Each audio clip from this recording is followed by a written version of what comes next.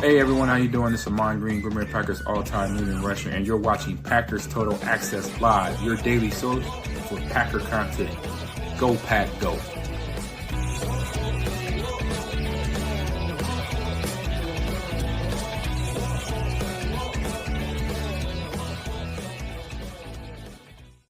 What's up, guys? Welcome into Packers Total Access. My name is Clayton. You can check us out on packernet.com. Find me on Twitter at Packers_access. Joined alongside Tim in Green Bay, here to talk Packers, Bengals, Chalktalk, film breakdown. Really excited to jump into that. I'm showing bad connection right now. I have no idea why. Tim, am I choppy at all to you, brother? No, you sound great, man.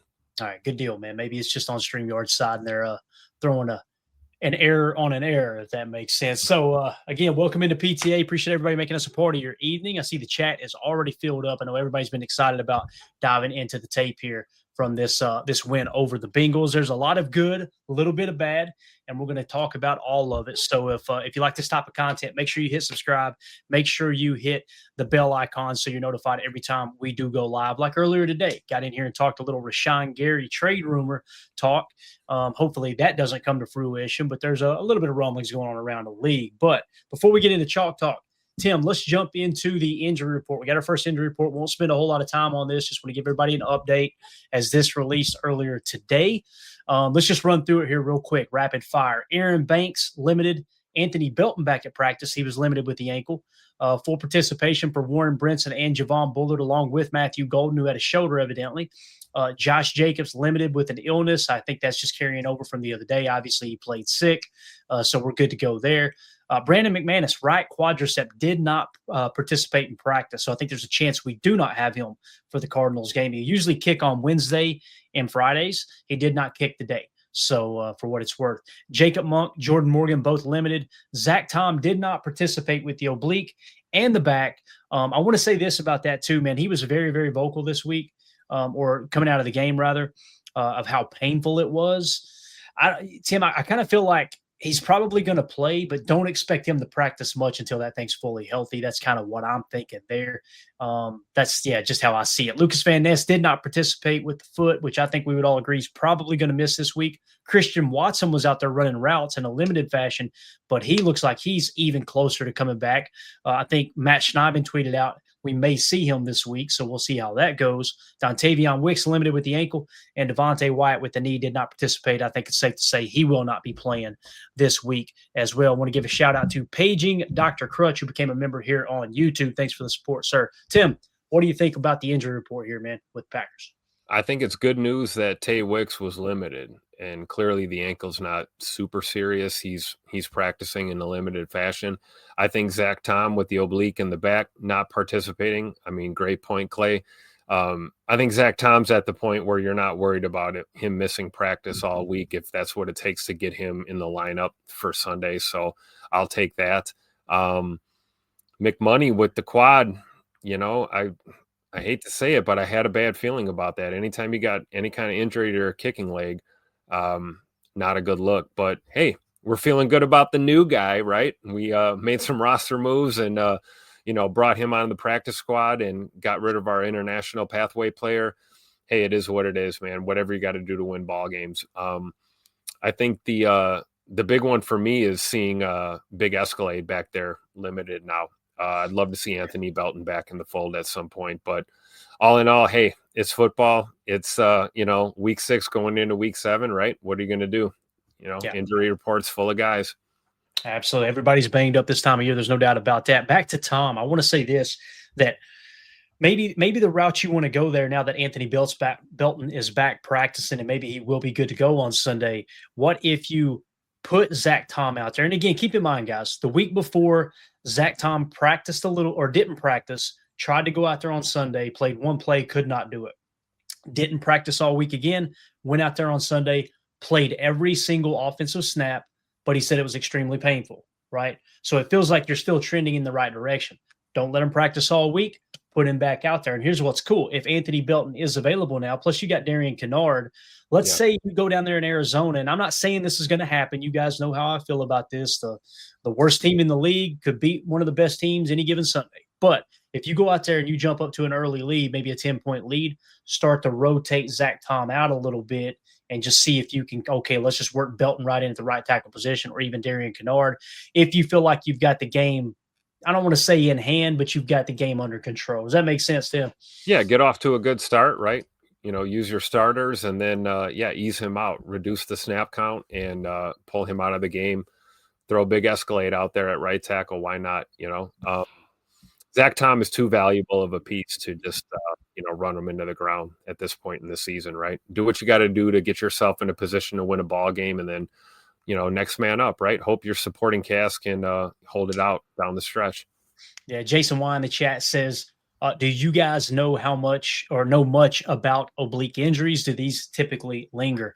The vibe I'm getting is there's no extra risk of him re-injuring it any worse, Jason, or else he wouldn't be playing. I think it's just a pain tolerance thing. Yep. So, will it linger? Listening to Brian Bulaga talk earlier today, it kind of make you think it would.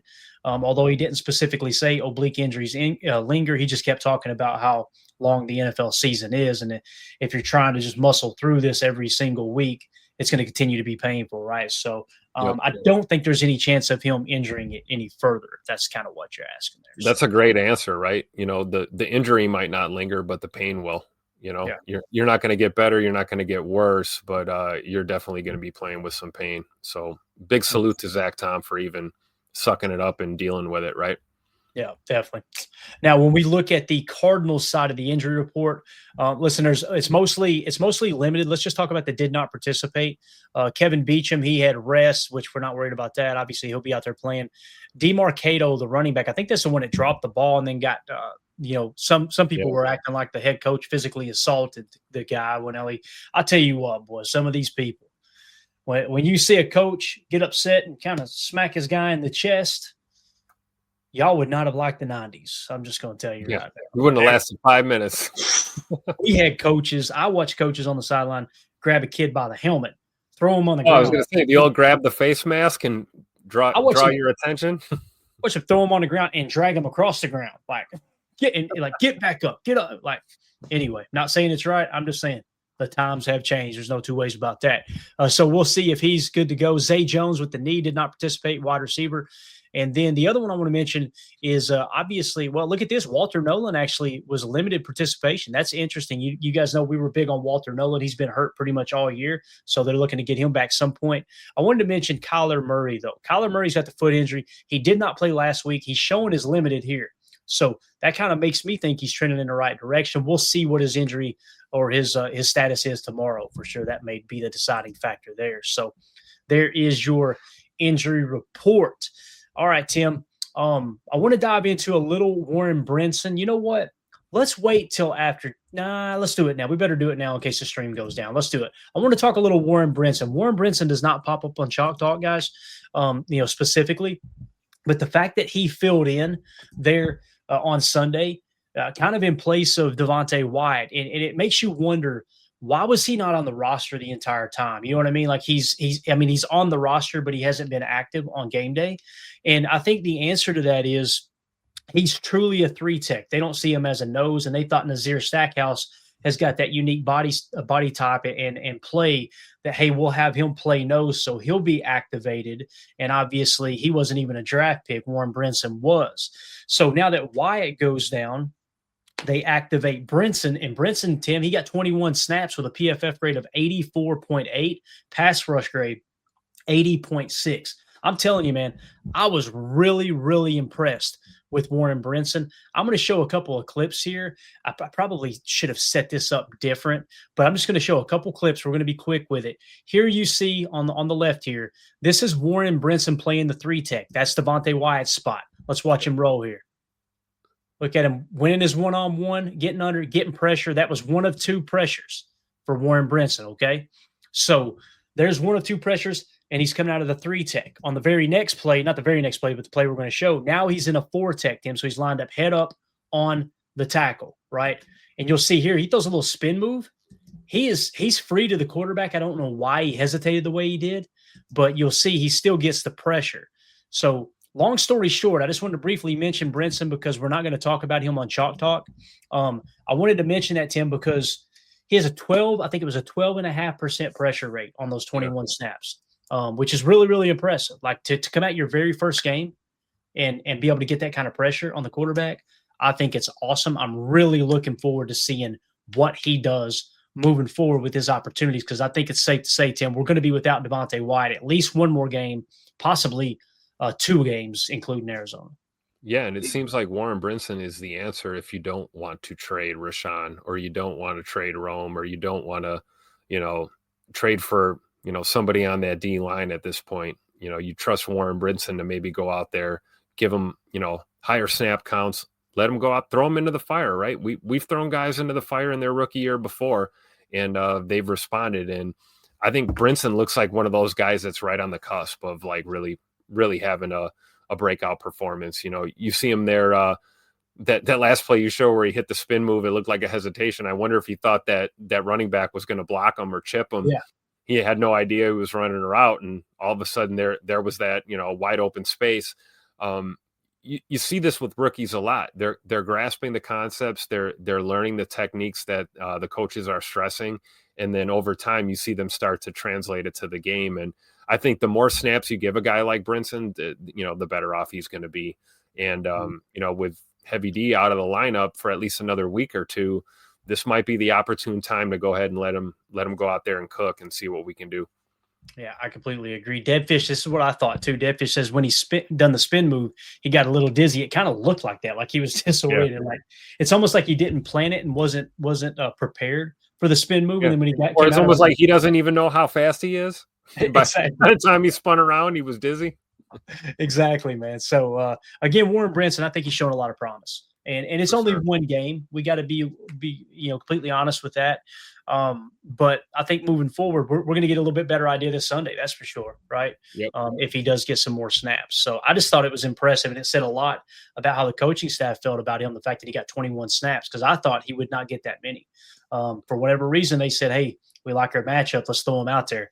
And he seemed to play pretty well. Everybody in the chat, let me know if the stream is okay. I'm getting all kinds of notifications that the signal is bad. Just make sure to say, yeah, it looks good, whatever. I just want to make sure that you guys have got a decent quality feed here, because we're going to do it. We're going to jump into Chalk Talk right now. Tim, is there anything at the forefront of your mind before we break down Chalk Talk, maybe that stood out to you, maybe something you're looking for in some of these clips, anything at all you want to hit on before we dive in, man? Bend but don't break.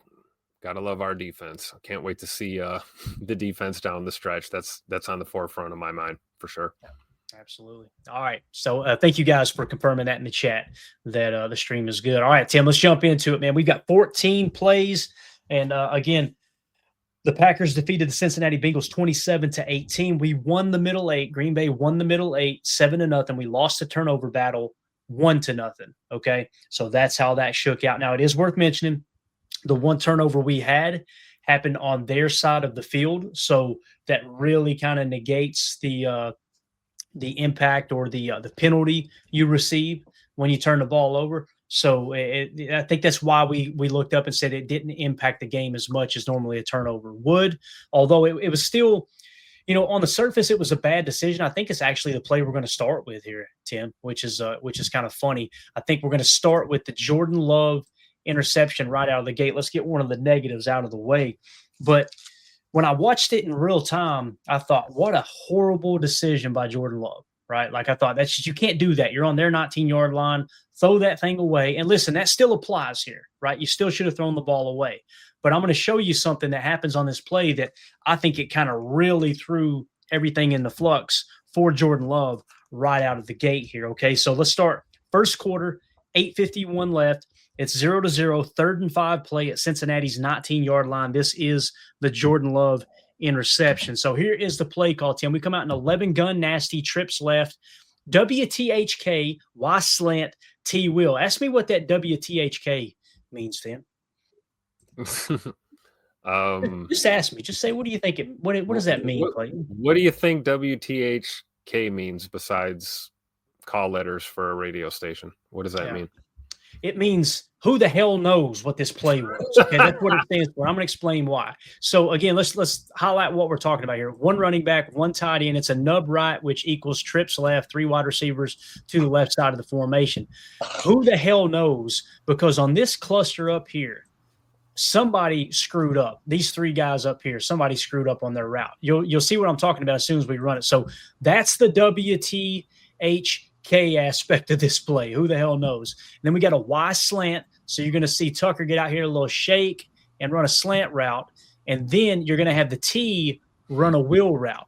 Okay, so again, 11 gun nasty trips left. I honestly thought it was supposed to be a curl flat, and Romeo Doubs might not have ran the right route, or maybe he realized Dontavion Wicks got too much depth on his route. But what you're essentially going to see up top in a makeshift pattern here is you're going to see Wicks chip and then try to go underneath, but he stays a little bit up here, a little too close up here. Dobbs is going to kind of sit down in the same spot, and you're going to see Matthew Golden try to work through that area and sit down right behind him.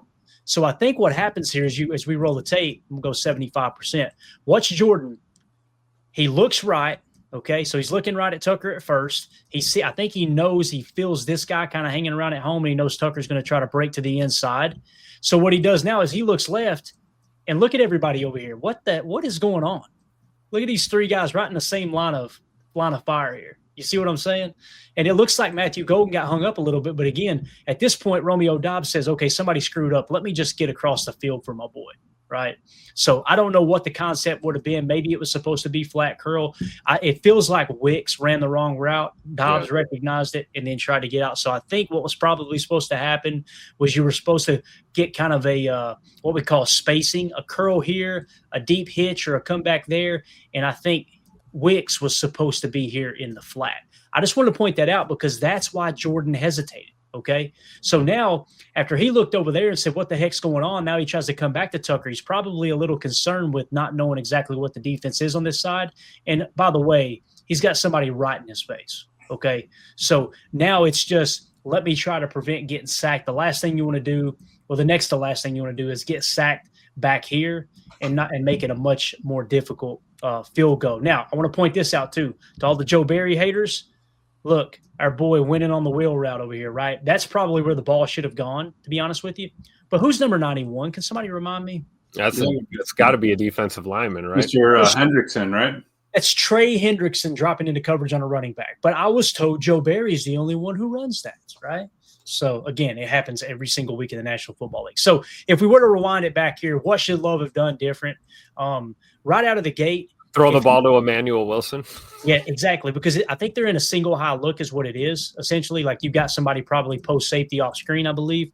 And right here, Jordan has already moved on. He looked right first, and now he's coming back. I think if you had it to do all over again, you either throw an absolute dart right here. You got to really hum that tater, shoot that pill in there, or throw a little lob pass on the wheel route. Nonetheless, Jordan scrambles right. Now, right here, throw the damn ball away. Just throw it away.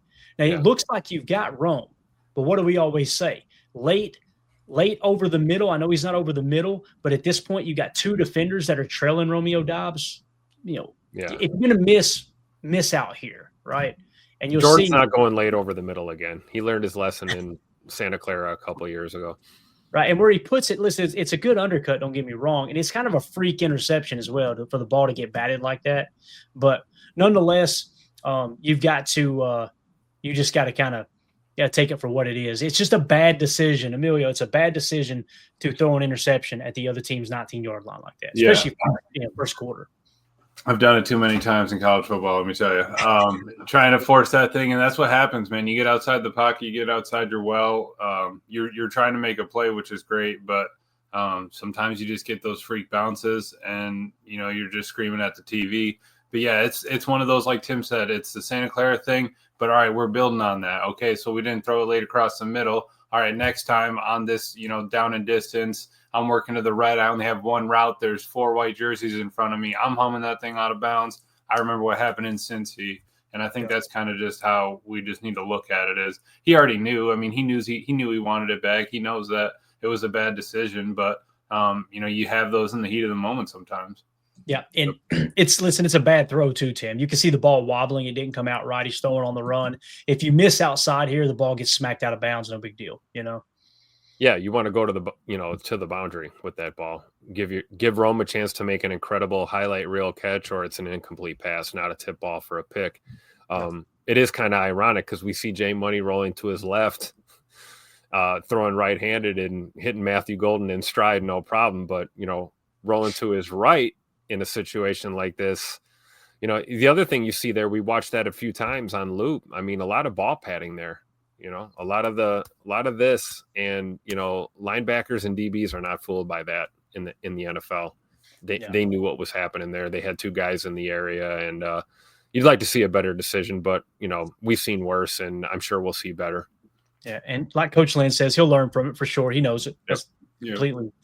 Completely agree, man. Completely agree. All right, so let's move on to the next play here. Let's fast forward. First quarter, 8:39 left. So this is like almost I think this is immediately after the interception, okay? It's still 0-0, first and 10 from their own 36-yard line. And that's why this one didn't hurt as bad, this interception, because it happened on their side of the field, right? And so we ended the drive in the punt. Didn't love it, but exactly. Yeah, defense answered the bell for sure. Yeah.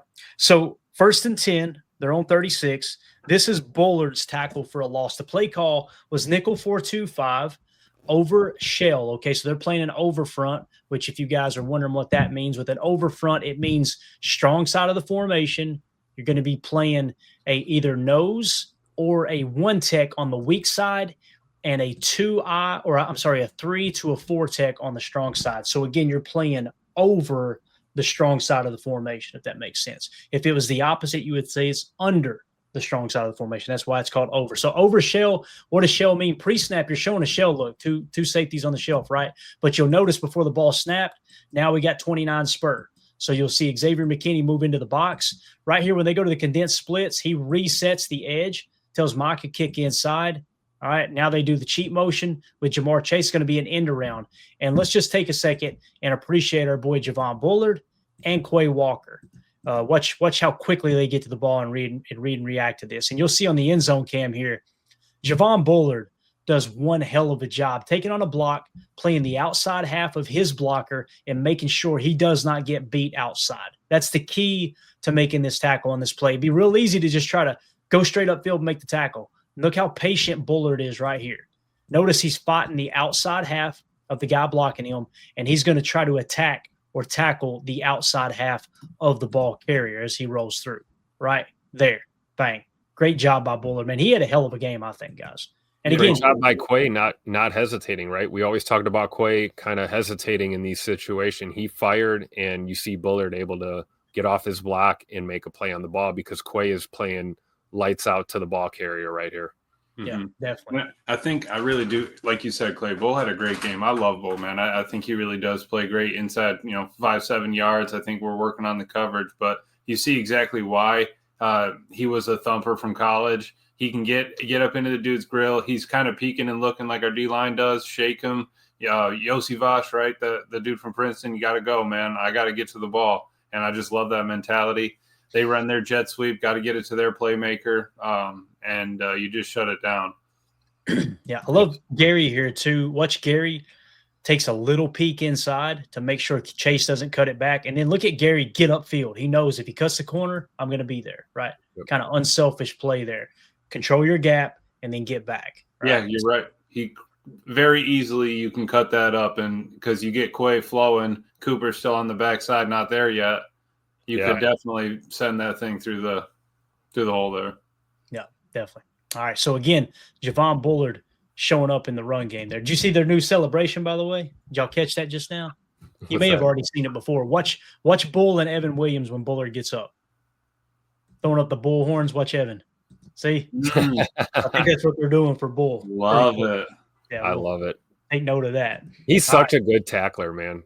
Dude, wrapping up. That play's a great example, right? If he figures out the coverage aspect, Tim, he's gonna be a hell of a football player. It's just the only thing that's missing right now. And listen, I don't want to.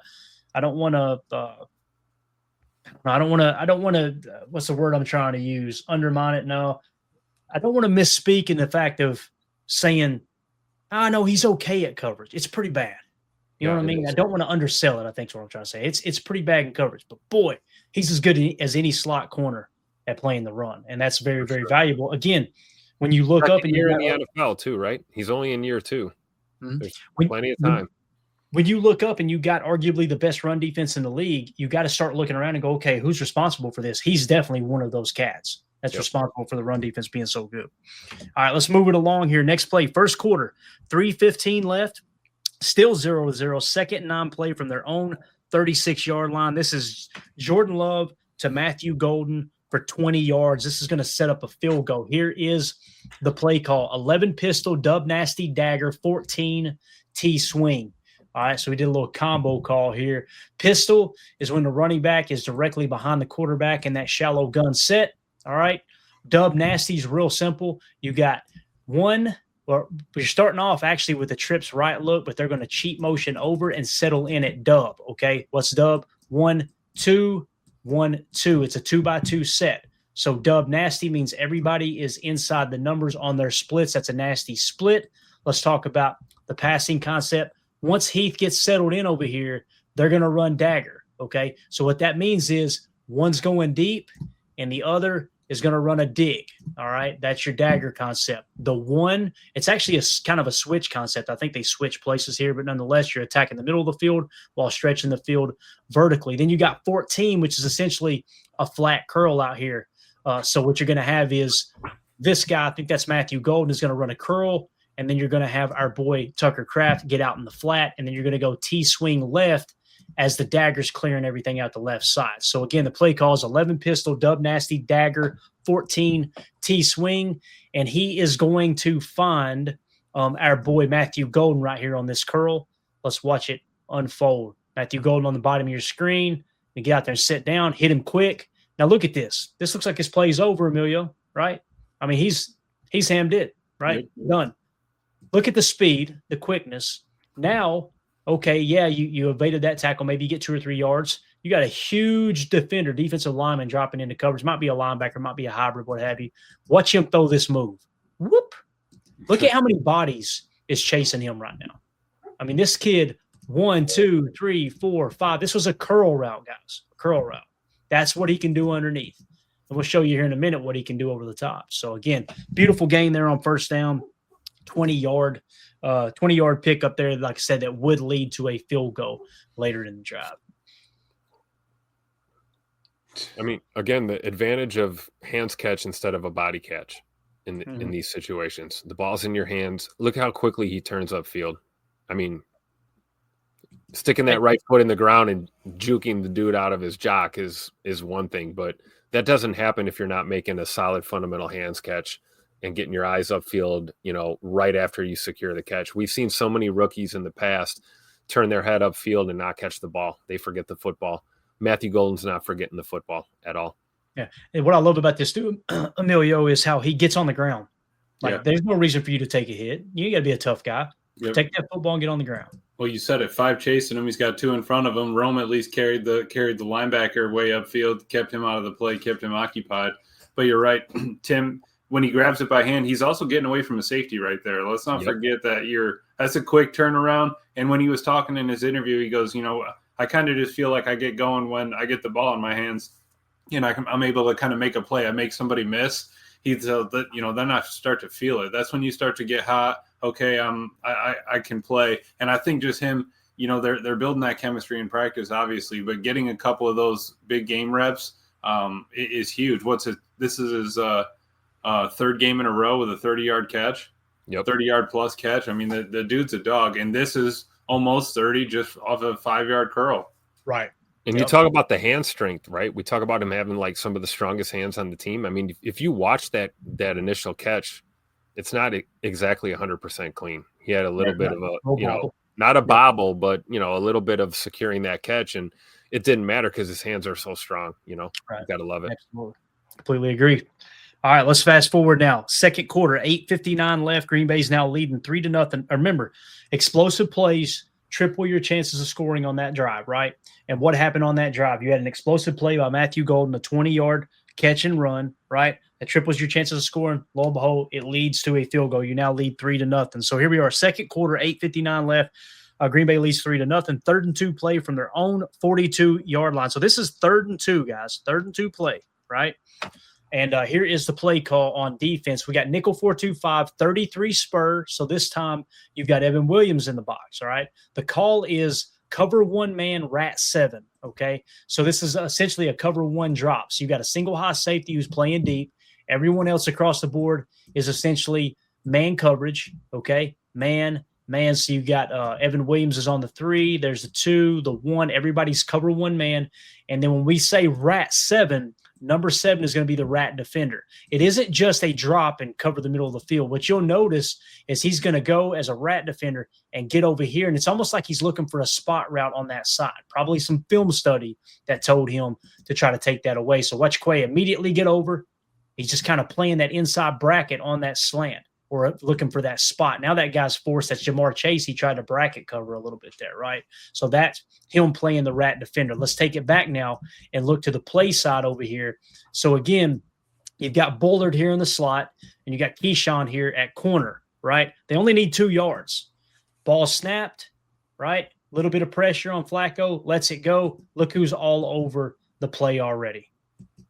Bullard right there again. Bang. Helping make the tackle. He and Evan Williams, he physically assaulted Evan Williams and helped their boy up. So looked like K9 was freelancing a little bit there on that play too. Yeah, and again, Bullard, man, had a hell of a game. This is in the passing game, but still a tackle. It's almost like an extension of the running game, right?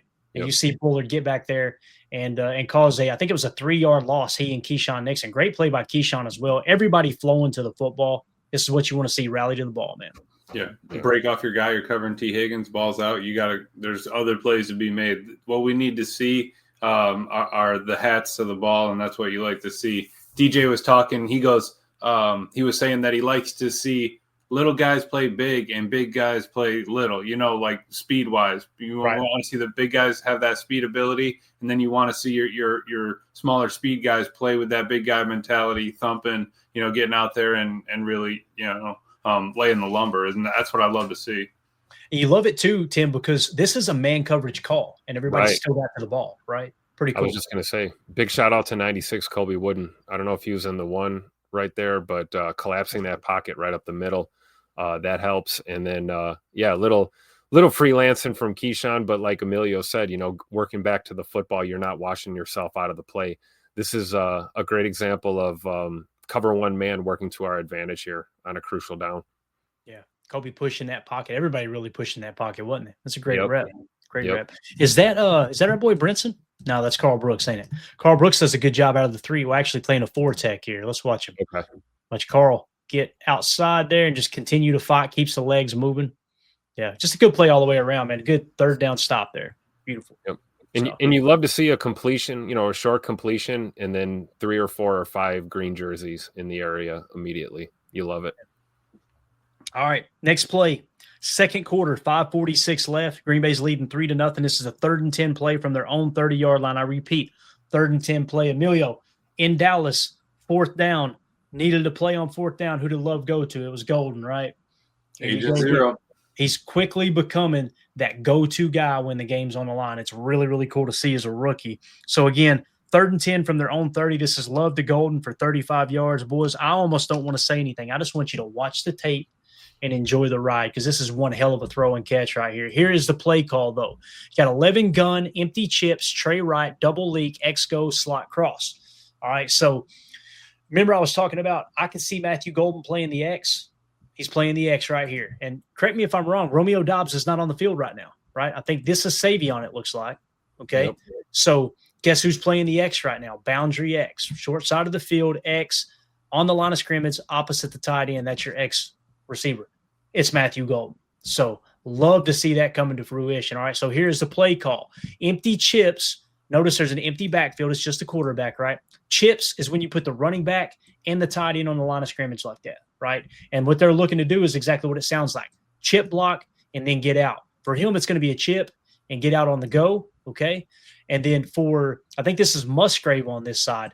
He's going to chip and then run a little angle route here, okay? So that's what he's doing. Matthew Golden is just going to stretch the field vertically, all right? And then on the other side, you got the slot cross concept that we always talk about. You're going to get up the field, run a climb route, and then behind it, you've got the backside dig, okay? So, again, the play call is 11 gun, empty chips, tray right, double leak, X-go, slot, cross. Again, just enjoy the show down here. You can't throw this ball any better. You got late hands, perfect catch, sideline awareness, the whole 9 yards from the rookie, and Jordan Love just puts it on him. Look at the speed. Watch him start to separate. Okay, here the ball's on me. Late hands. This next angle is just a thing of beauty. We hit on it earlier in the week, but look at this. Jordan looks right, or let that thing rip. You can't throw it any better, boys. You just can't. You can't. Can you go back to just thank you. Bring me back one more, Clay. Look at everybody on the field. We got Chris Brooks. You got Fitzpatrick. You've got Savion Williams, Matthew Golden, and Malik Heath? Mm-hmm. Call them out again. You got Matthew Golden. Matthew Golden. Williams. Yep. You got Malik Heath, Fitzpatrick right there, and then you got Chris Brooks. So it is Fitzpatrick. It wasn't Musgrave. My bad. Where is that ball going? That ball's going to Agent Zero on third down. I mean, that's Jordan looking. I got load right on the defense. I got bump and run on Matthew. I got a safety kind of over the top. But I think I like my odds here outside the numbers. I love that. I love that. I was probably pre-made, before the snap, but you see it. You got to take that matchup. Yep. And when you see this guy flat-footed, Tim, right out of the gate, you know, Jordan, this is just all eye candy. It's just let me try to hold that guy to the middle of the field, and we're going to turn this thing loose, right? Yep, absolutely. So watch him. He's flat-footed. There's no way he's helping with Golden. We know it's single eye. Essentially what it was is robber, right? This guy's playing robber. Everybody else is man coverage, essentially. You might have a couple rats here underneath, right? Well, he's in man coverage there. So now, and he's actually man coverage here. So it's cover one robber is what the call is, right? Yep. And look at Jordan already knows. Let me see if Agent Zero can bring this in, man. To me, everything on this play is Rasheed Walker after the chip by Brooks. Watch 30 with the chip and the release. Now look at Sheed holding just enough on that backside to let Jordan get this throw off. I mean, kind of flies under the radar. Nobody really sees that. We see the great throw and catch. But great footwork, great hands by Rasheed against one of the best edge rushers in the league, holding strong on the blind side for J Money. I love it. Yeah. And again, just the throw, man, it's remarkable. Yep. That's either a completion or incomplete to the sideline, Right. And it was good coverage. Right. Yeah. Corner can't cover any better than that, man. And that was directly in front of Matt. I love the TV copy. Matt was sitting there with the little clipboard, check on that one. But I still love the fact that literally Matthew Golden was the look, that entire personnel package. Nothing against Savion, Malik, Fitzpatrick and Brooks, but you got to lean on your players there. Yeah, absolutely. Call a shot play. It's on the play sheet, shot play. All right, if we know where we're going with the football, if we get the single high look we think we're going to get, and let everybody get a breather. We're just going to send Golden out there and go deep. Exactly. Tuck, get a breather. Rome, get a breather. We'll get you out there right after we get this first down. Great play call. We didn't see any can or adjustment, right? They just line it up and converted. Yeah. All right, next play, second quarter, 5:04 left. Green Bay's up 3-0. So this is like either the next play or one after that, after they converted on that 3rd and 10. That last play was a 3rd and 10 too, guys. So keep that in mind. 1st and 10 at Cincinnati's 35-yard line. This is Jordan Love to Josh Jacobs for 29 yards. I love this play, man. This is just backyard ball here. We're going 12 gun empty, all left, T slant. You will all go. All right. When we say all left, when we're talking about the 12 gun empty. So you got one running back, two tight ends, all of which are on the left side of the field. That's why we just say all left. So if you go 12 gun empty, all left, you know where they're lined up. That means your two receivers are going to be on the right side with kind of a twin look. All right. We're going to go T slant. So you got our boy Josh Jacobs working underneath on the slant. You're going to go you will. Okay. So the U is going to run a little will route here. And then you're going to go all go. So these guys are going to kind of stretch the field on go routes. All right. So that's your play call. And again, the Y here in Tucker Kraft is going to run a go as well, kind of work a skinny here. So the play call is 12 gun empty, all left T slant. You will all go. And what's going to happen is this is designed, Emilio, much like what you were just talking about with Matthew Golden. Yep. This is designed to get Josh Jacobs the ball in space. This is West Coast offense 101. Short passing game, replacing the running game. Let's stretch the field vertically with everybody. Look at everybody get upfield. Now look at all this space you got to play with underneath here, right? Little wide receiver X under, but we're going to throw it some little wide receiver T under, man, and just give that ball to Jacobs in the open space. Let him go to work. Everybody stretching the field. Now right here, the problem is, Tim, the protection breaks down, right? So watch Jordan. He drops back. Now he can dump it there, sure, but he still hasn't had a chance to read the defense yet. So let's step up. Oh, crap, that breaks down. And I love that he hesitates and then throw on the outside shoulder, right? This is what I was talking about last night with, the ability to stretch the pocket a little bit, step up, make those linebackers think you're going to tuck and run, and then know that you can hit your guy at the last second. I love it. Yeah. Right. And I think it was Matt talking about it in his presser, but they were expecting a little bit more cover 2 man, I believe, cover 2, and they ended up playing a lot more man than they had first expected. So, all right, we can't call those plays. You got to get yourself into different looks. And that's maybe when you see him spread it out. All right, let's see if it's so much easier to be able to read the defense when you have everybody out to the side. You can be like, all right, who's manning up on who? You throw a motion in there. You got a pretty good idea. Yep, that was single high, right? I was trying to see that pretty snap. Cover one man. Yeah, and again, just the way the play is designed to create that separation. I love spread sets. Yes. It's just Matt LaFleur is in the top 5, top 10 in offense every year with condensed sets. It's hard for me to argue with that, but I love what Emilio's saying here. Spread everything out, man. Create that space to work in. And I just love that Jordan was being so patient right there, man. Yeah, because that cover one, that cover one man with with the hook there, he's basically a spy at the same time. They were probably worried about Jordan having run a little bit already. Okay, let's keep another eye on the ball. That's what sucks him down. Dump it over the top. Yeah, and look at Malik Heath at the end. Look in the end zone at Malik Heath. Oh, is he taking him to the water cooler? Look at the very end. There's Dobb. Look at Heath back there working. Just love it. I like your point about Jordan's throw there too. In that situation, you've got a 1/100th of a second to make a decision, and he throws that ball away from the defender to where Josh can make a grab on that ball, keeping it safe. I love it. Definitely. All right, next play, guys. Keep in mind, after that play, that explosive, we just showed you 2 back-to-back explosive plays, one of 35 yards to Golden on 3rd and 10, and then to Josh Jacobs for 29 yards, right? So, in 2 plays, you covered 64 yards, I believe, right? Mm-hmm. And then it led to a Josh Jacobs 3-yard touchdown run. So now you're up 10-0. So here we go. Fast forward.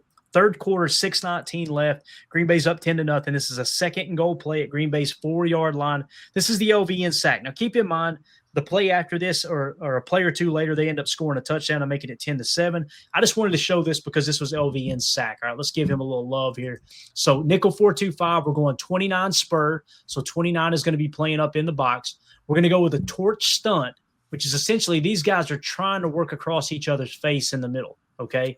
And the call is going to be cover 1 rat. Okay. Cover 1 man, 56 rat. So essentially you've got cover 1 man and 56 is going to be your rat defender hanging out in the middle of the field. Okay. So again, nickel 4-2-5, 29 spur, torch stunt, cover 1 man, 56 rat.